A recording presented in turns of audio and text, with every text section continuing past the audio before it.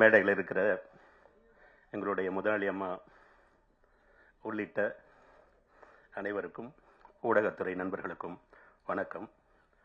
நான் இந்த மேடையில் வெறும் நடிகனாக மட்டுமல்லாது ரேடன் சார்பாகவும் ஜி தமிழ் சார்பாகவும் வந்து நிற்கிறேன். ரேடனோடு எனக்கு 25 ஆண்டுகால பந்தம், ஜி தமிழோடு 7 ஆண்டுகால பந்தம். முதல்ல சித்தி தொடருக்கு எழுத கூப்பிட்டாங்க. அந்த தொடர் 42 டிஆர்பிகளோடு இந்தியாவில் மட்டுமல்ல ஆசியாவிலேயே உலகத்திலேயே அதிக டிஆர்பி பெறுகிற ஒரு தொடராக சித்தி வந்தது. எதை செய்தாலும் அதை ஒரு வெற்றிகரமான ஆக்குவது ராதிகா மேடம், ரேடன் அதனுடைய வழக்கம்.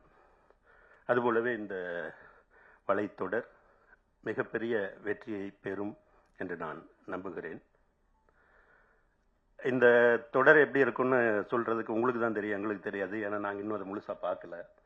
எங்களுக்கு நடித்த அனுபவங்கள் மட்டும்தான் இருக்கு. அவங்க சொன்ன மாதிரி இது வெப் சீரிஸ் வலைத்தொடர்னு எதுக்கு பேர் வச்சாங்கன்னு தெரியல. இதுக்குள்ளே வந்தால் வெளியே போகிறது ரொம்ப கஷ்டம், அது முடிச்சு வெளியே வர்றது அந்த அளவுக்கு சிரமங்கள். இதில் வந்து நிறைய நடிகர்கள், நிறைய கதை களங்கள் இந்தியா முழுக்க போய் எடுக்கிற அளவுக்கு இருந்தது. அது ரொம்ப துணிச்சலோடு எடுத்தது. அவங்களுக்கும் இயக்குனர் வசந்தபாலன் அவர்களுக்கும் மிகப்பெரிய வெற்றி. அதுவே வெற்றி எடுத்தது.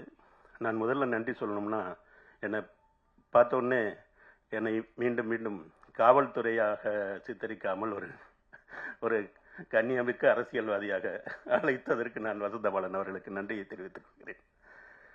மேம் சொன்னாங்க, அந்த மாதிரி முதல்ல அவர் வந்து ரொம்ப சிரமத்தில் தான் இருந்தார். அவர் பார்த்தா அவரே வந்து ரொம்ப பீதியில் இருப்பார் இயக்குனர். என்ன சார், ஒரு நாளைக்கு 4 நிமிஷமெல்லாம் எடுக்க வேண்டியது இருக்குன்னாரு. நாங்கள்லாம் 45 நிமிஷம் எடுக்கணுங்க சீரியலில்.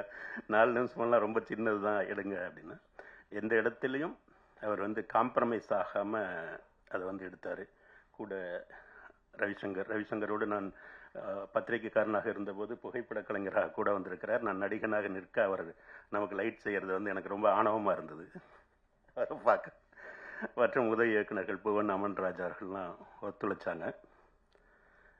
எனக்கு இந்த கதையை சொல்லும் போதே ஒரு பக்கம் பார்த்தால் சந்தன வாசனை, இன்னொரு பக்கம் பார்த்தால் ஜவ்வாது வாசனைங்கிற மாதிரி இந்த கதை பாதி தமிழ்நாட்டில் நடந்த கதை போலவும், மீதி ஆந்திராவில் நடந்த கதை போலவும், இன்னும் வேறு வேறு இடங்களில் நடந்த ஒரு உண்மை கதைகளை கொண்டு ஒரு புனைவை மிகவும் திறம்பட செய்திருக்கிறார்கள். எனக்கு தெரிந்து ஒரு செல்வமணி சார் மாதிரி இதில் ஒரு அரசியலை முழுமையாக முதலில் தமிழில் ஒரு வலைத்தொடராக, ஒரு பரபரப்பான வலைத்தொடராக இதுதான் முதல் என்று நான் நம்புகிறேன்.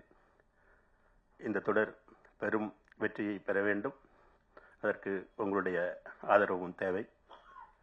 உரியவர்கள் அனைவருக்கும் என் நன்றியை தெரிவித்துக் கொள்கிறேன். நன்றி, வணக்கம்.